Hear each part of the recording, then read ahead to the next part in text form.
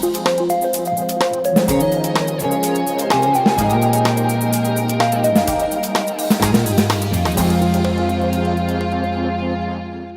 Pat Boone, thank you for joining me for this special election edition of Behind the Headlines. Yeah, I'm looking forward to it. And what you are going to find out about me, I can't wait. Well, to let the viewers know, this is a video to give a more well-rounded understanding of our city council candidates. And we'll be talking about your life and your experiences, people who've meant a lot to you, lessons that you've learned. So no issues this time, but just more about you and who you are. You got it. Whatever you want to know, you got to know. So kind of the big picture for you is you've been a TV journalist for more than 2 decades, and most recently with NBC Bay Area. You live in the downtown area of Palo Alto, but you've lived on both coasts and in between as well. Correct to it all. Okay. I've been very privileged to work in TV news for 25 years. Wow, when you think about that, 25 years of your life and one job, one career. It's a long time. Yeah. But so much I've learned from seeing so much. I mean, different personalities, different people, different backgrounds, just learning, absorbing so much of the world, the country, and everyone. And it's so great because all that applies to the job I'm going for, you know, because I know all types of people. I really know them. That's really awesome.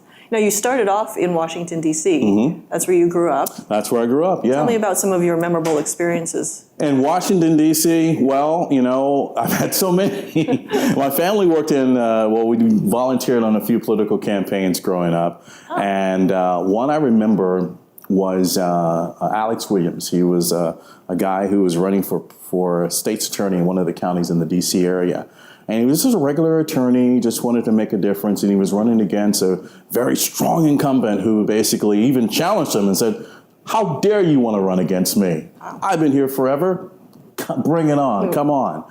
And I think that gave him the energy to want to do it, but most importantly, it gave him the inspiration to know that just a regular person who wants to change people's lives, who wants to do something different, can stand up, run, be part of the democracy that America allows us to be part of, and then make a difference. And you know what? He won.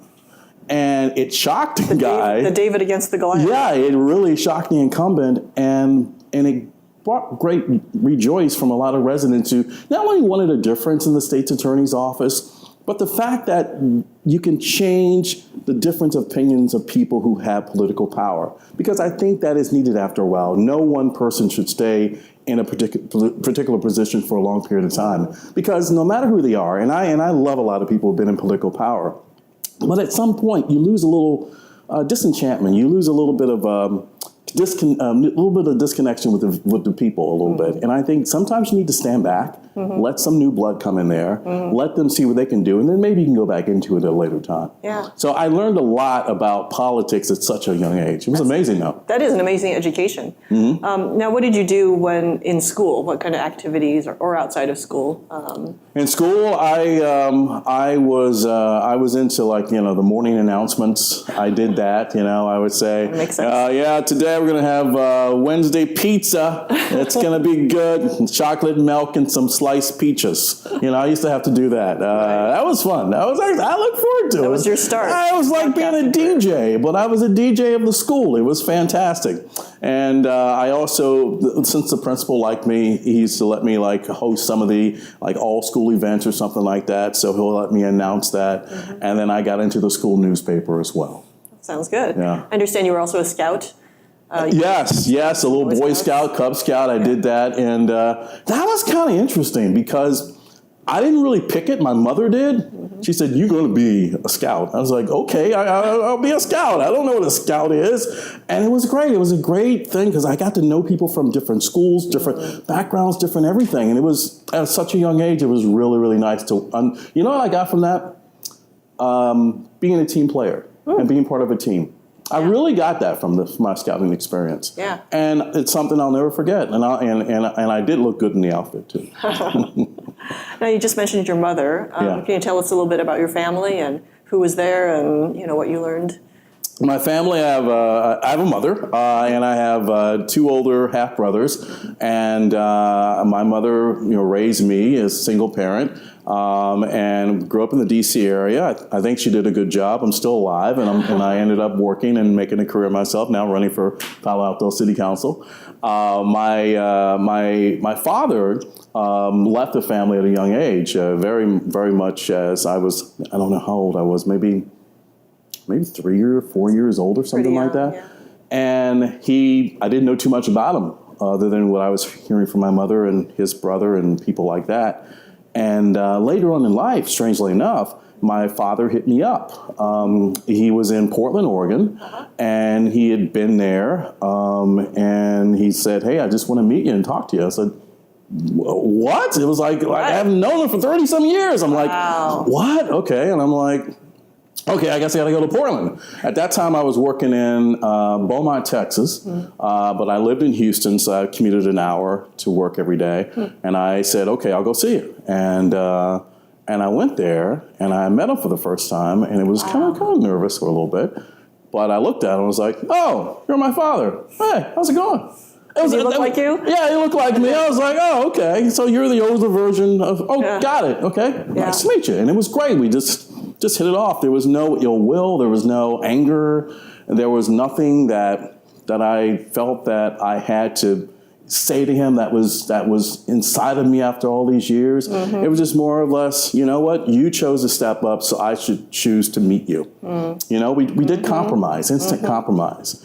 And also, at that time, or before I even got there, he told me he had a dying disease. He was dealing with ALS, and he had just a few weeks to live. Wow. And that's kind of sparked this little engagement of talking together, but we worked past it. We didn't act like for those few days I was there in Portland with him to talk about ALS. We just more or less had a moment between father and son that they never had before. And we went to the movies, went to see The Longest Yard.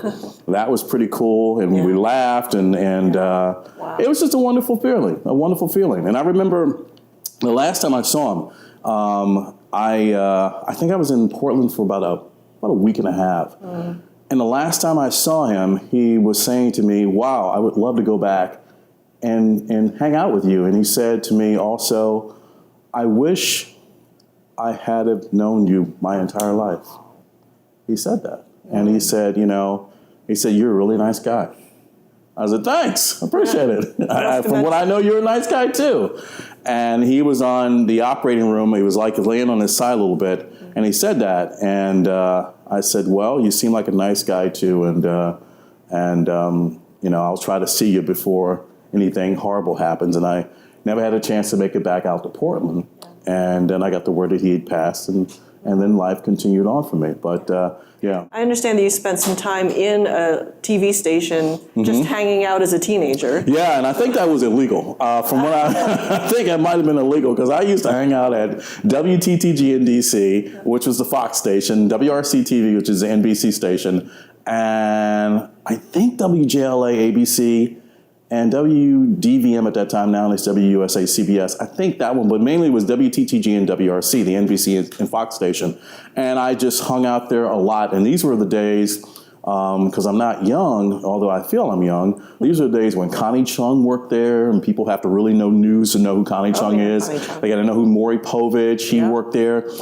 This is a name people will know. Brian Williams worked there. They were all reporters. And I had a chance to just see them work, not get in their way. And I was told by people who let me in the door, the side door, don't bother nobody. Just look. We know, kid, you like TV. We don't know what's wrong with you. But just look at them, maybe ask them a question when they have a break, but don't bother them. And I said, got it. And I just sat in a corner, and I would just, every Saturday and Sunday, just watch them work and watch them just create a story from nothing. And it was just the coolest thing ever for me. And to just go from channel to channel, it was awesome. So now you got a degree in broadcast journalism. Yes. But your first work experiences were of a different nature. You were in Los Angeles. Tell us what you were doing there. What did I do in Los Angeles? Oh, this is an undercover story here. I had fun in Los Angeles. Yeah, I worked on a few TV shows. Nothing really big. big. I was in the TV show Beverly Hills 90210, the original cast. I was in an episode called Rebel Without a Cause.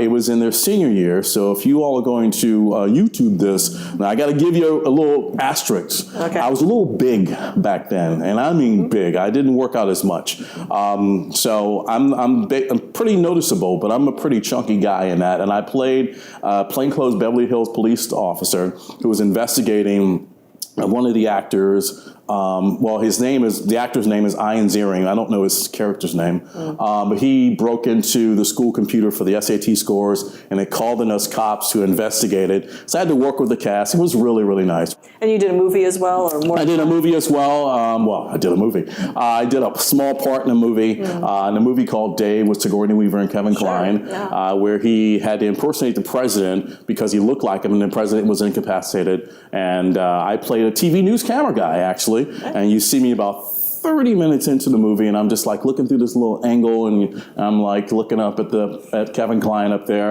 And I got to hang with Kevin Kline and Sigourney Weaver. They were really, really down-to-earth people. Sigourney is really tall. She's a really nice lady. Yeah. Kevin is just comical all the time, at least back then. Yeah. Now, you seem to be booking more gigs than most people do when they go to LA, but you also turned away from that segment of your career and went back to broadcasting. I did, and it was it was a very bold decision because a lot of people said I was stupid, and it was like, dude, you're in LA, you're getting work, you're on TV. I had friends from high school hit me up saying, dude, did I just see you on 90210? Yeah. I'm like, yeah. But I was like, man, it's just a show, whatever. And I don't know. I didn't feel like acting was me. And I tried. I sat at home and I used to think, I could really make something out of this. And there's not a lot of unique different faces in Hollywood right now. And the door was starting to open up. And I was thinking, but I didn't feel it. And I thought that was wrong for me to take someone's spot who really wanted it. So I had to move out of the way to let a real person who wanted to have a real actor walk in this position and really soar with it and do great things in Hollywood. And I knew that I would open up doors and excel in my own areas that were meant for me, but acting definitely was not. Okay. So not your passion. You wanted to leave room for other people. Yeah, I had no choice. And after that time, I went back and I did radio for a little while. And then I slowly got into TV news. Okay. Yeah. So you've lived all around the country. I'm kind of curious, what takeaways do you have from all these different experiences of different cities, big and small? What lessons have you learned about people or yourself? I tell you, the biggest thing that I learned is that everybody's the same. You know, every community is the same people. It's the same people that love everything, the same people that hate everything, the same people who are in the middle of the road. There's a collection of basically duplicates of us all throughout the country. But the thing I've enjoyed the most is that everyone I've run into and every community I've been into, they've all been receptive of welcoming someone from the outside. Because there's an appreciation that you've chosen our community to be your community, whether it's short-term or long-term. And I think that most people feel like proud of that. Because it's like you didn't choose that community, you chose this one. And you chose it for a reason, not because it's convenient, and maybe sometimes it was. But I think people appreciated that. And I think that garnered a lot of friendships, and it allowed me to get close to a lot of people and learn a lot about their lives as well. And just like I said, everybody is the same in different communities, but also people are not as different as you might think. And being on TV, and being in journalism, as you know, we get to be around so many different types of people. We can be with someone who may be on public assistance to someone who basically owns half of a state. You know, we're in those rooms and we're around those people, and they love to be engaging with news people because, I don't know, they want their names out there or whatever. So we really get to know them, and it's so interesting. And I can't speak for you, but I can just say that how people open up and they just tell you their real selves. And then you match these stories together and you're like, wow, this super billionaire and this guy who's on public assistance, they're the same people. They have good hearts. They're good people. They love their family. They love themselves. They want the best for themselves. They just come from two different financial backgrounds. And also, which is a big shocking to a big thing, they also have struggles. Even the billionaire. Even the billionaire. And not a lot of people know that. And we always assume the struggles are on the less fortunate. And sometimes the less fortunate, I'm not saying that they have the best lives, but sometimes their struggles are not as deep as some others. But their struggles are actually the worst out there. But certainly, I just think that everybody needs to understand everybody has struggles along your income phase. Mm-hmm. Speaking of problems, I know that going through hard times kind of builds our character, and sometimes in ways we don't want it to be built. But I was wondering if there are any experiences that you've had that were a little bit difficult that shaped you, or that really kind of gave you a different perspective in life? Yeah, when I worked at TV stations and my contract didn't get renewed, and for folks who don't understand that, that's when you get fired. It's basically, they don't want to pay you that money anymore. They don't want to renew your deal. They don't want to give you any more money. They don't want you to work there because maybe you're just not a good fix of their focus of their TV station. And it just grounds you because when you're on TV and, you're liked and people are kind to you and you're kind to them, you think, oh, this is great. The world's going to always be wonderful for me. And then all of a sudden it's like, hey, come to my office after the 5 today. And that's when you get the reality check. Yeah. And it's not fun, but every news director, and it's only happened to me like about 2 times, but every time it's ever happened, I've always said to the news director, hey, I want to thank you for this opportunity. And I've always been very cool about it. And I remember one, he was really kind of shocked about it. He was really, really shocked about it. He was like, I can't believe you're so okay with this. And I said, why am I not? Hey, you brought me here. You gave me a great experience. I got almost 4 great years here. Why should I be upset? I met a lot of great people and I grew tremendously in my career. But most importantly, I met a lot of people and I learned a lot in life. And you're going to help me move forward to the next opportunity. So I don't have any reason to be upset at you. Things happen the way they happen, but it grounds you. And I think that is something that we all have to go through. And I'm not saying everyone needs to lose their job, but I'm saying that everyone needs to go through a grounding moment to where you can be like, okay, everything doesn't last forever. Okay, so now I got to figure out a new way of doing things in life. And it just racks your brain a little bit. And I think gives you a different way of just looking at life a little bit differently. Mm-hmm.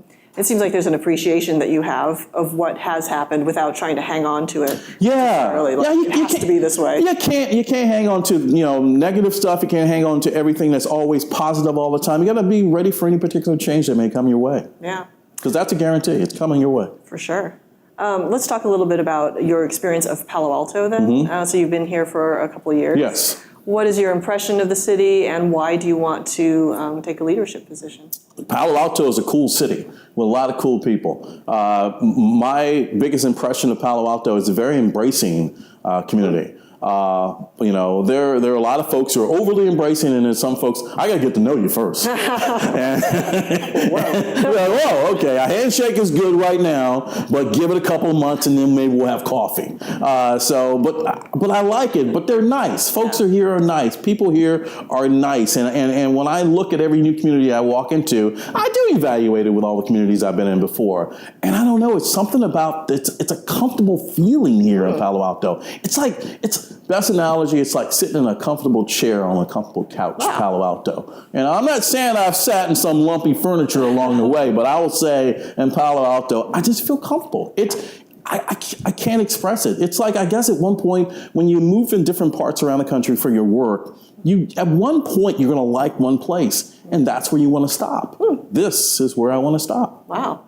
We're like an easy chair. Easy chair. It's relaxing. It's comfortable. It's wonderful. It's a great environment. It's a beautiful city. It's beautiful people. And I think from that, it's like, I feel that Palo Alto is giving me all that. Well, I need to get back. And I'm like, I can't go through the streets and, doling out $100 bills to everybody. But if I could, I would. But I figured, what can I do? So running for office would be one way of doing that, of giving back to the city that has pretty much adopted me, and I've adopted it, and we're working well together.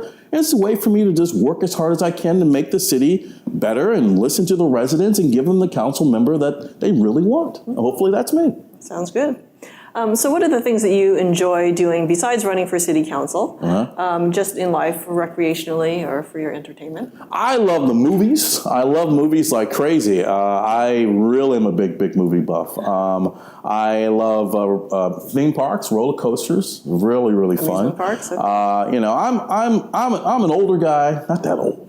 but I feel like I'm 18. I got a lot of energy going up and down this body. And I just like being active as much as I possibly can. Yeah.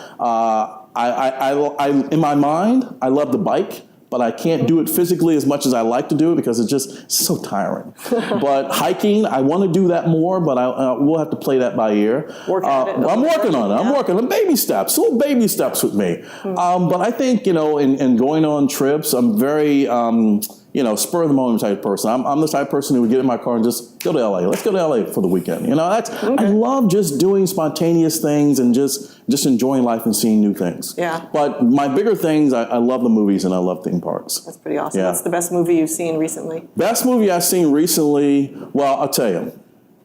Crazy Rich Asians was a good movie. And I'm not going to mess it up for people who haven't seen it, but I'll tell you, there was one part about the overall movie I didn't like, but I did like the overall movie. But there was one part that they didn't show. I'll tell it to you after this thing. But the best part about the movie, the best part was that opening scene. You see it? Oh, yeah. Fantastic. Didn't you wish? Yeah. I wish that could be me. I think that everybody wished that they could do that. That first, now that's a plug to go see this movie. That first, like good 4 minutes. Hotel it's lobby like, scene. oh my God. So many times I've been in situations where I wish I could do that. Yeah. And I was like, man, I'm going to like this movie. It was a great way to start the movie. That was a great hook, for sure. Yeah, it was good.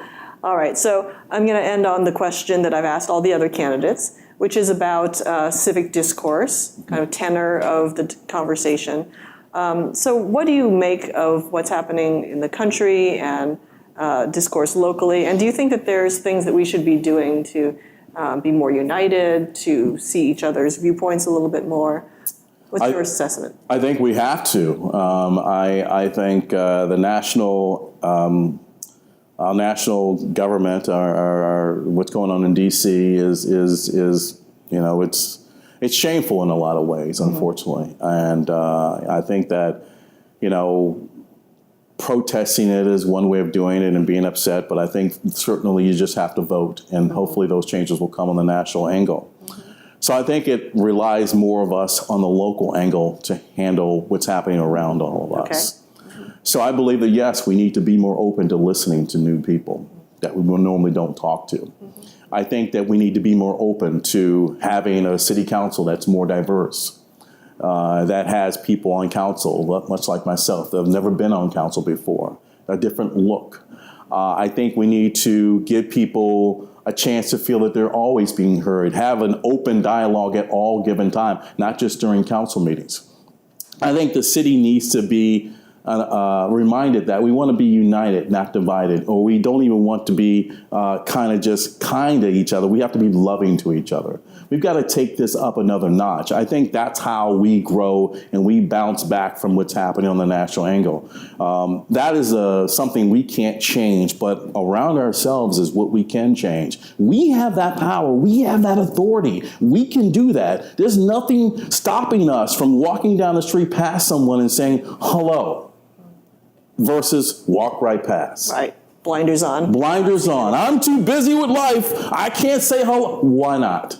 That may have changed that person's day. And then that person does it to another person. So you just never know. So it's always best to give your best first, and then you get everything else in return in this back and forth of goodness. But I think we need to work on our own house and our own town and then not worry too much on the national side. Well, it's been a real pleasure talking with you, Pat. Yeah, I've enjoyed this. Coming on in. This is it? Come on, I want 2 more hours. 2 more hours. I vote for 2 more hours.